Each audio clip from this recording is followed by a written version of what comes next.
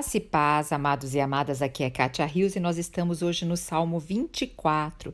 Lembra que eu falei quando nós começamos lá no Salmo 22, que o Salmo 22, 23 e 24 fazia assim uma trilogia? O Salmo 22 nós vimos ali o Salvador, a cruz. O 23 nós vimos o pastor, um Deus próximo de nós, porque se nós observarmos o Velho Testamento fala muito do Deus da bandeira, do escudo, da guerra, da batalha, coisas assim que estão mais longe de nós, mas quando fala pastor, vem falar coisas sobre intimidade, né? E agora aqui no Salmo 24 nós vemos o que? O soberano, a coroação. Nós vemos o supremo pastor que também voltará para as suas ovelhas. Então esse salmo, ele era cantado depois que ele foi composto, que ele era cantado aos domingos. E é interessante que lá na época de Jesus, enquanto esse salmo estava sendo cantado lá no templo que Herodes tinha construído, lá pelos fariseus, saduceus, tal, adivinha o que estava acontecendo nesse momento? Estava sendo cantado esse salmo lá e estava acontecendo também o domingo que a gente chama, tem o nome de chamar Domingo de Ramos, aonde Jesus estava entrando ali na cidade, colocaram os ramos ali. E outra coisa interessante, que Jesus entrou por uma porta específica, a porta dourada. E hoje, quando nós vamos para Jerusalém, lá em Jerusalém, sabe o que acontece? Essa porta está fechada, a porta dourada, para que, porque diz que na profecia que Jesus entraria por essa porta. Então, se fechou essa porta para que a profecia não se cumpra, só que a profecia já havia sido cumprida antes. Olha como que é, né? O nosso Deus, nada foge ao controle do nosso Deus. E isso é glorioso, glorioso. Quando eu penso nisso, meu coração se rejubila, sabe? Porque muitas vezes a gente acha que as coisas estão soltas, não estão. Tudo está no controle do nosso Deus. Então, nós vamos ver agora esse salmo que diz isso mesmo, olha. Do Senhor é a terra e tudo que nela existe. Tudo que existe é do Senhor. O mundo e seus habitantes. Ele próprio fundou sobre os mares e firmou sobre os rios. Lembra que no início a terra era sem forma e vazia, o Espírito de Deus pairava sobre as águas, porque tudo ali estava com água. E ali o Senhor fez surgir a terra seca, né? Então ele fundou sobre os mares, olha só, ele fundou sobre os mares e firmou sobre os rios. Então o Senhor é aquele que firma. E quem pode subir ao monte do Senhor? Quem pode ficar de pé no seu santo lugar? Aqui Davi está fazendo essa pergunta, né? Quem pode subir ao monte do Senhor? O monte ali é aonde vivia, onde tinha a fortaleza ali dos Jebuseus. E ali Davi conquistou aquele monte e ali depois foi o quê? Mais à frente foi feito ali o templo, quando Salomão fez, tá? E quando Davi conquistou ali, virou o que também? A cidade de Davi. Então aqui quer dizer, quem pode subir ao monte do Senhor? E quem pode ficar de pé no seu santo lugar? E olha o que diz aqui, aquele que tem as mãos limpas, mãos é parte da ação, né? Daquilo que nós fazemos. E um coração puro aqui tem a ver com o Salmo lá, tem a ver com Mateus 5:8, lembra o Sermão da Montanha? Diz, bem-aventurado os limpos de coração, porque verão a Deus. Então aqui os limpos de coração, as mãos limpas, a gente até pode ver pelos atos que as pessoas fazem, é até visível, mas um coração só quem pode ver é o Senhor. Por isso, amados e amadas, a gente deve falar, Senhor, esquadrinha meu coração. E para isso a gente tem que ter coragem e ousadia. Eu vejo que essa coragem e ousadia é aquela intrepidez que nós temos que ter de entrar nos santos dos santos. Essa intrepidez é para o Senhor nos esquadrinhar. Quando eu estava meditando agora aqui nesse salmo, eu falei, Senhor, esquadrinha meu coração. Eu não quero que nada impuro esteja nele. Aí bateu até um medinho, sabe? Eu falei, não, eu prefiro realmente o que o Senhor tiver que limpar, que limpe. Porque tudo que tem que ser abalado na nossa vida, que não vem de Deus, que seja abalado, para que fique, permaneça somente aquilo que é realmente real, verdadeiro e que vai perdurar na eternidade. Então, é essa intrepidez de entrar no Santo dos Santos, é essa coragem de entrar. Tá? E aqui também diz no mesmo versículo, e não se entrega à mentira. Em outra versão diz assim, e não entrega a sua alma. Sabe, amados e amadas, a nossa alma, quando houve a queda, ela se transformou que na vida da alma. Ela se transformou no ego. E dessa forma, ele busca uma autossatisfação. E a grande autossatisfação que a nossa alma busca quando ela está fora dos caminhos do Senhor é para satisfazer prazeres mais imediatos. E além disso, hoje, pelo mundo onde nós vivemos, nós também ficamos sobrecarregados com medo de várias coisas, e o medo nos leva a ter uma alma aguçada, uma alma desordenada, que vai buscar extremamente pela sobrevivência, vai buscar ser aceito, ser validado, e dessa forma a alma vai se tornando, tendo uma vida própria. E isso vai conquistando o nosso coração, nem conquistando, dominando o nosso coração.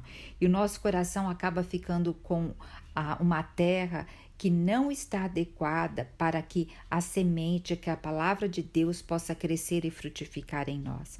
Por isso que nós temos que falar, Senhor, que meu coração não se entregue à minha alma, que eu não venha falar mentiras. Muitas vezes a gente fala, entre aspas, mentiras, porque um exemplo, quando a gente diz sim e a gente está querendo dizer não, a gente está fazendo uma mentira para dentro de nós. Né? Porque na realidade a gente está com dificuldade de colocar limites, né? Então isso também são mentiras, isso também são artimanhas da nossa alma, porque nós estamos buscando proteção própria, porque se eu decepcionar o outro, o que o outro vai falar de mim, o que o outro vai pensar, e uma hora que eu precisar dele, mas eu gosto da companhia dele, e isso, então é sempre eu, você percebeu? Mas quando nós vamos realmente tendo uma identidade clarificada, nos sentindo filhas amadas de Deus, naquela intimidade, sabendo que os nossos pais terrenos, eles foram cheios de falha, nós os honramos, mas eles vieram também com os problemas deles, entendeu? E só o nosso Deus é perfeito, e nós, não é que nós vamos assim também nos autopunir por não sermos perfeitas. Pelo contrário, por isso que Cristo veio e morreu por nós, porque nós sabia que nós não poderíamos cumprir toda a lei. Mas hoje, dia a dia, nós caminhamos com o coração de agradar a Deus, sabendo que somos imperfeitas, sabendo que vamos errar, que vamos pecar, mas nós prosseguimos. Nós não ficamos olhando para os nossos erros, nós pedimos perdão e prosseguimos.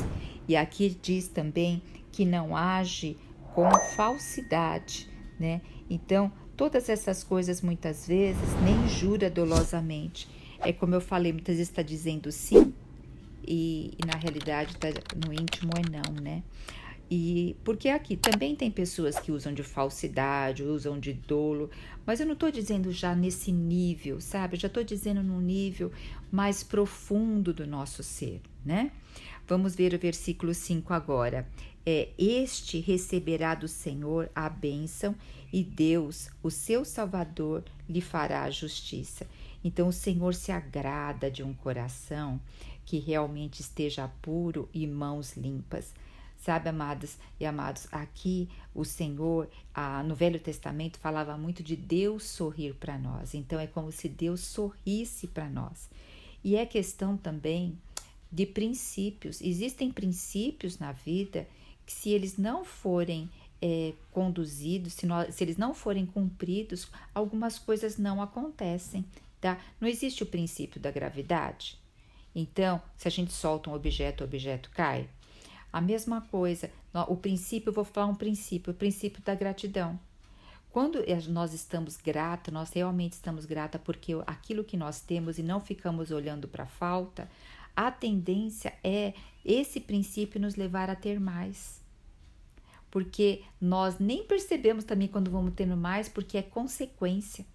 Então, isso são chamados de princípios do amor, princípios da vida, tá? E aqui diz assim, versículo 6: estes são aqueles que o buscam, que procuram a tua face, como Jacó, ó Deus.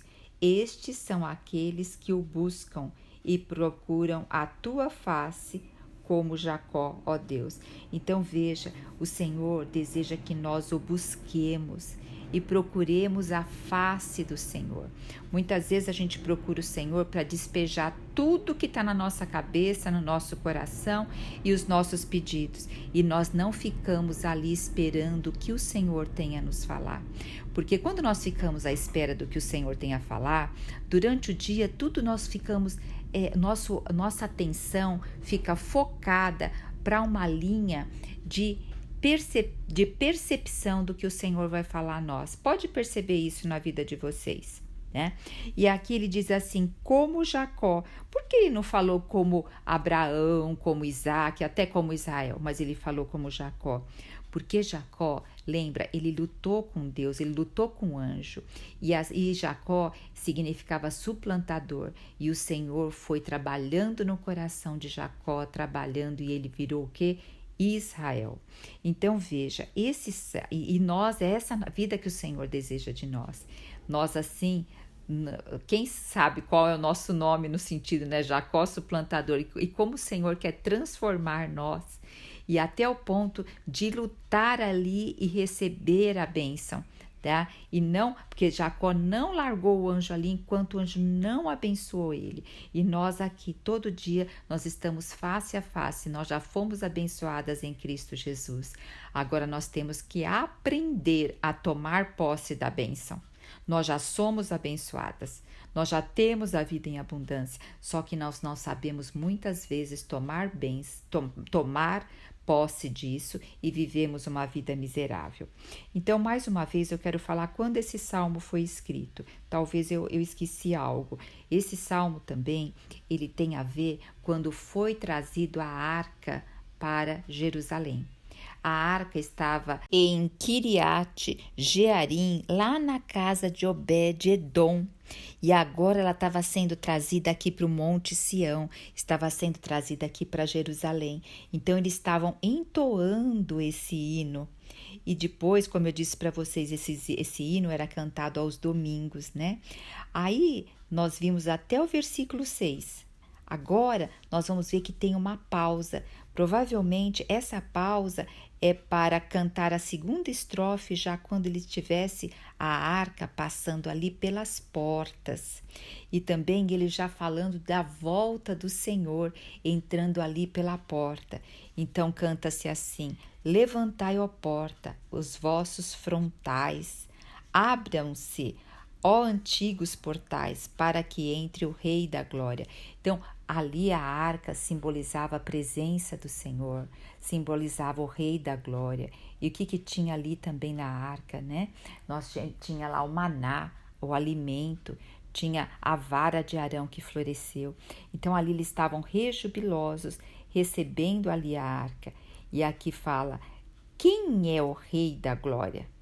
Vocês percebem, gente, que como tem muitas perguntas na palavra de Deus, muitas perguntas, eu quero só retornar mais um pouquinho que quando aqui Davi fala, quem entrará no seu santuário, né? Quem subirá ao seu santo monte? E essas perguntas que nós deveríamos estar assim atentas, fazer e prescrutar nosso coração. E percebe que muitas vezes nós ficamos com tantas perguntas e angústias do dia de amanhã, se vamos dar conta do dia de amanhã, e muitas vezes nós nos esquecemos daquelas perguntas fundamentais, que são o quê? As perguntas que vão prescrutar o nosso coração e vão trazer transformação, e trazendo transformação nós vamos lidar com as preocupações no descanso, tá? Então, deixa eu voltar aqui, eu saí novamente, né? Deixa eu voltar para o versículo 8. Quem é o Rei da Glória? Uma pergunta. Aqui vem a resposta. É o Eterno. O nosso Deus é o Eterno, o poderoso e valente, Deus forte, o bravo das guerras. Hoje, quando a gente vê a Ucrânia, a Rússia lá contra a Ucrânia, quando a gente fala de bombas nucleares que alguns países têm, que um país está em conflito com o outro, lembre-se, o nosso Deus é o Deus bravo da guerra. O nosso Deus é que está à frente de todas as coisas. Então, vamos descansar nesse aspecto e focar, remir o tempo, focar naquilo que o Senhor deseja ter um propósito na nossa vida, no nosso momento, né? O Senhor nos pôs nessa era, porque Ele tem um propósito em cada uma de nós, tá? Então, aqui diz, levantai, o versículo 9 repete, levantai, ó portas, os vossos frontais, abram-se, ó antigos portais, para que entre o Rei da Glória.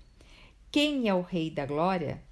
Olha, novamente enfatizando, fazendo a pergunta para identificar, porque quando se passava pela porta para entrar na cidade, tinha que se identificar. Então aqui está pedindo a identificação, está dizendo é o Senhor dos Exércitos, Ele é o Rei da Glória. Então, amados e amadas, esse salmo, a gente tem até 2 hinos dele, né? Porque tem um hino que fala, Senhor, quem entrará no teu santuário para te adorar? E também tem aquele, levantai, ó portas, vossas cabeças. Então, o Senhor nos dá até agora, nós vamos cantar com mais propriedade esses hinos para ganhar mais e mais do Senhor. Como o Senhor é rico para nós, né? Deixou a palavra dele hoje para que nós o conhecemos, para que nós fiquemos face a face com ele e também conhecermos a nossa alma, para que nós não tenhamos uma vida da alma ativa, mas que nós tenhamos uma alma que é subordinada pelo Espírito. Aleluia! Jesus Cristo é o nosso Senhor.